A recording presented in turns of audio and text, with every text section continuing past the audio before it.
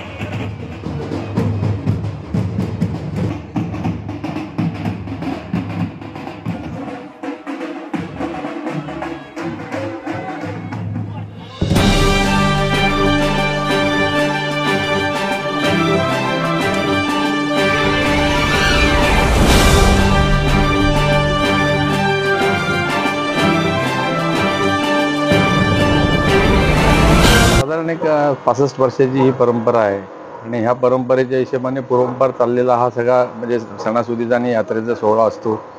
तर ह्या यात्रेच्या सोहळ्याला साधारण नाही म्हटलं तरी एक 14 पालख्या आपल्या इथे पुऱ्या 15 गावच्या येतात आणि त्या पालख्यांचं सुद्धा त्याच पद्धतीने स्वागत होतं।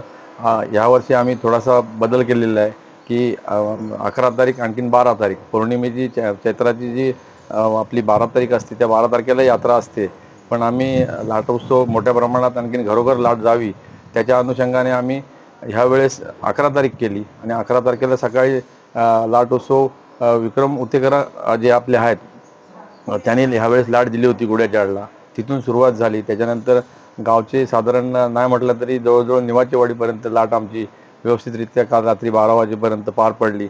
तसेच आज सकाळी 12 तारखेला हनुमान मंदिरापासून लाट जी निघाली ती डायरेक्ट मानकऱ्यांच्या घरी इकडे साधारण एक 12-12:30ला आली आणि लोकांना इथे स्नेहभोजन झालं आणि इथून लाट आता मुलांड्यामध्ये गेली। आता तशीच संध्याकाळी सानेवरती आणि मंदिराच्या तिथे त्या ठिकाणी साधारण 6-6:30पर्यंत लाट जाईल आणि नंतर मग ती आपल्या बगाडावरती तिथे मानकरी पूजा करतील खरखांबा आणखीन लाटेची आणि त्यानंतर ती लाट वरती खरखांब्यावरती चढवली जाईल आणि त्यानंतर मग रात्री 10च्या दरम्याने सगळ्या पालख्यांचं आगमन होतं। आगमन झाल्याच्या नंतर जो काय म्हणजे सभेना निघतो तर तो सभेना निघाल्याच्या नंतर लोकनाट्य तमाशा वगैरे होतो। सगळे भक्तिभावाने लोक येतात, कधी काय प्रॉब्लेम नसतो आणि सगळ्या ठिकाणचे लोक देव सेवा आपल्या भावनेने येत असतात। आपल्या वडिलांचं फार मोठं प्रस्थ आहे या गावामध्ये, एक आदरणीय व्यक्तिमत्व राजारामराव पालांडे यांच्याबद्दल आज काय सांगाल तुम्ही? आज त्यांच्याबद्दल सांगायचं म्हणजे त्यांनी ह्या गावाच्यासाठी आणि 15 गावच्यासाठी एक दिशा म्हणजे जे एकंदरीत गाईडलाईन द्यायची असते ती त्यांनी वेळोवेळी सर्व लोकांना द्यायची त्या पद्धतीने त्यांनी दिली। म्हणजे ह्या ठिकाणी समजा बँका असू देत, सोसायटी असू दे, त्याच्यानंतर पोस्ट ऑफिस असू दे, म्हणजे मूलभूत ज्या गरजा होत्या MSEB ऑफिसपासून त्या सगळ्या त्यांनी त्या पार पाडल्या। त्याच्यामुळे लोकांची ती समाजसेवा झाली आणि त्याचबरोबर ह्या ठिकाणी ज्यावेळेस 3 खातेदार होते तर वडिलांना लक्षात आलं आणि त्यांना दूरदृष्टी होती तर त्यांनी त्यावेळेस इथे प्रत्येक घटक जो आहे सर्व धर्म समभाव तर एक समिती गठीत केली आणि ती समिती गठीत केल्याच्यानंतर आज ती समिती समिती आज ह्या सर्व यात्रेचा किंवा याचा पूर्ण कारभार पार पाडत असते. काय वाटतं हे यात्रांचं महत्त्व जे आहे ते अजून काळात किती आहे? ह्या यात्रेचं महत्त्व कधी संपणार नाही. याचं कारण असं आहे की आपलं कम्युनिकेशन जे आहे हे कम्युनिकेशन आपलं असतं, त्याच्यामुळे लोकांच्यामध्ये प्रेमभाव निर्माण होतो. एकदा होळी झाली की जे अगोदरची जी सगळ्या काय अडीअडचणीने ज्या काय भानगडी असतात त्या तिथे होळीतच त्या संपून जातात, त्याला ती होळी म्हणतात. त्याच्यानंतरचा जो पुढचा विषय होतो आपला, तर तो यात्रा म्हणजे यात्रेचं हेच व्याख्याच अशी आहे की त्या ठिकाणी प्रत्येक गाव खेड्यातली लोक येणार एकत्र, एकामेका नातेवाईकांना भेटणार, मित्रमंडळीला भेटणार आणि त्याच्यापासून जी प्रेमभावना तयार होते त्याच्यासाठीच आम्ही सुद्धा कुठेही जरी पृथ्वीतलावरती असलो तरी आमची जी यात्रा असते झोलाईची, त्या यात्रेला आम्ही सगळे लोक आवर्जून पालांडे, महाबदी, उतेकर, कदम, त्याच्यानंतर जाधव, परत इतर समाज हे सगळे आम्ही एकत्र गुण्यागोविंदाने वागत असतो. काय सांगाल आता तुम्ही इतर श्रद्धाळूंना किंवा एकंदरीत तरुण पिढीला माझं एकच सांगणं आहे की जेणेकरून अगोदरच्या लोकांनी जी दूरदृष्टीप्रमाणे जी तुम्हाला गाईडलाईन दिलेली आहे हीच गाईडलाईन घेऊन आपल्याला पुढे चालायचं आहे. परंपरेमध्ये कुठचाही बाधा येणार नाही आणि नवीन काय करायचं असेल ते सगळ्या लोकांनी एकंदरीत एकामेकाचा जो कम्युनिकेट करून मीटिंग वगैरे घेऊन जे काय करायचं असेल ते नवीन सगळ्यांच्या मताने ठरवून आपण केलं तर ते सगळ्यांच्यासाठी चांगलं असेल. त्याच्यामध्ये कुणाची हेवा देवा किंवा कुठचाही प्रॉब्लेम नसेल अशा पद्धतीनेच नवीन पिढीने पुढे चाललं पाहिजे.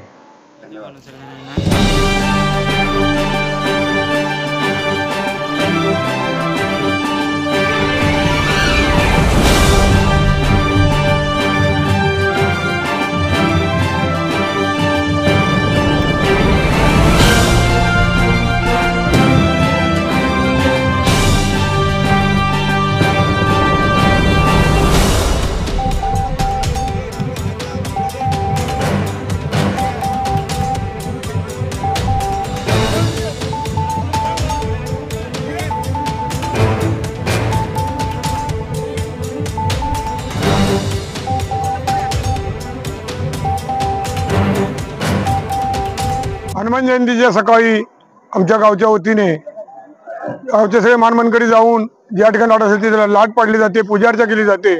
मानकऱ्याकडं त्या पूजेच्या मानकऱ्याकडे जेवण होतं. नंतर संपूर्ण गावामध्ये ही लाट घरोघरी आनंदाने शिवाभावाने फिरली जाते. त्यानंतर संध्याकाळी आपण आता या जागेवर आलोय, या ठिकाणी सर्व मानमनकरी येऊन प्रजा जनता सगळी येऊन ही लाट चढवण्याचा कार्यक्रम करतो.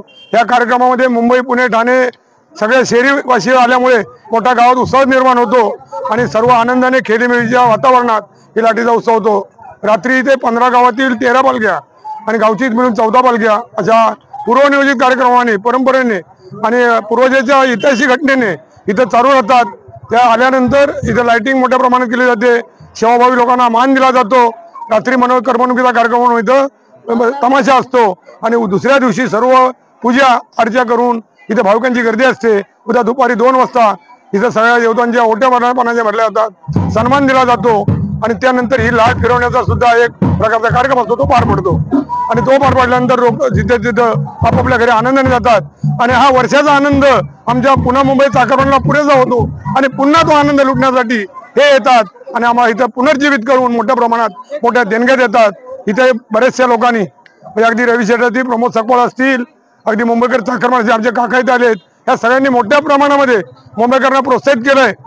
नंतर मागणी केली आणि स्वखुशीने आज त्यांनी देणग्या देऊन मला वाटतं या लाटेवर वेगळ्या प्रकारचा विष्टांक पहिला इतिहास घडतोय. 2 दिवसाची लाट आहे, पूर्ण गावात फिरली आणि देणगीदारांनी मोठ्या प्रमाणात भरघोस देणगी देऊन सुद्धा आज सुद्धा यात्रे उत्सवाची देणगी, लाटेची देणगी, देवीला ठेवलेली दानपेटीतली देणगी आणि हा आकडा 5 लाखाच्या वर नक्की धामणे ओलांडणार आहे. त्यामुळे आज धामणकर सगळे अगदी आनंदमय वातावरणात पार पाडतायत आणि सगळे खुश आहेत. आज या सगळ्यासाठी कोण कोणाच्या अगदी कानात हातात हात घालून आम्ही समोर जसे उभे आहोत असे सगळ्यांनी हातात घालून काम करावं. रात्री या कार्यक्रमाची शोभा लुटावी आणि पूर्वजांचं स्मरण म्हणून सगळ्यांनी आपण आठवण ठेवून शांतता प्रस्थापित कार्यक्रम करावा अशी विनंती करतो. आपण माझी मुलाखत घेतली होती, आपल्याला लाख लाख धन्यवाद देतो. इथे थांबतो. जय हिंद, जय महाराज. प्रतिवर्षाप्रमाणे ही झोळा मातेची यात्रा 15 गावातील प्रथमच यात्रा ही चैत्र पौर्णिमेची यात्रा ही संपन्न होत आहे. या यात्रेला पूर्वीपार 1 दिवसाच्या अगोदरची लाट तोडली जायची. आता देवीच्या मान्यतेने 2 दिवसाची लाट तोडून 2 दिवस त्या सगळ्या मुंबई पुण्यातल्या चाकरमान्यांना उत्साहित करून ही संपूर्ण गावाला म्हणजे 12 आण्याचा जो गाव आहे, 12 कोंडाचा गाव आहे, त्या सगळ्यांना घेऊन ही लाट 12 कोंडामध्ये फिरते आणि उत्साहात सगळा कार्यक्रम जोरात पार पडतो. हा कार्यक्रम पूर्वकालीन पहिल्यापासूनच हा इथला कार्यक्रम आहे, आजचा कार्यक्रम नाही. पूर्वजांनी आखल्याप्रमाणे जो प्रथेप्रमाणे कार्यक्रम होतो तोच कार्यक्रम आज संपन्न होत आहे. ह्या कार्यक्रमाला 15 गावातील 13 पालख्या येतात. आमची धामणीची 14वी पालखी असते आणि 14वी पालख्याच्या मानकऱ्याप्रमाणे ज्याप्रमाणे येतात त्या आपापल्या प्रथेप्रमाणे जाऊन देवळात बसतात. त्यांचे ठाणकाप्रमाणे ज्या ठिकाणी असते त्या ठिकाणी जाऊन ते बसतात. दुसऱ्या दिवशी त्याच पालख्या त्यांचा जो मान असतो, पहिला मान ज्याचा आहे त्याची ओटी भरली जाते. प्रथेप्रमाणे जो मान असतो, जो पूर्वपान दिलेला मान असतो त्या मानेप्रमाणे त्यांची ओटी भरली जाते आणि सगळ्यांच्या ओट्या त्या प्रथेप्रमाणे ज्या होतात त्या पूर्वपार होतात. आणि 2 वाजता तो कार्यक्रम ओटीचा भरण्याचा कार्यक्रम संपला. आणि ह्या कार्यक्रमाला आमचे पुणे मुंबई संपूर्ण महाराष्ट्रातले जे आमचे कार्यकर्ते आहेत ते सगळे ह्या यात्रेला येतात आणि मोठ्या उत्साहात हा कार्यक्रम पार पडतो. धन्यवाद.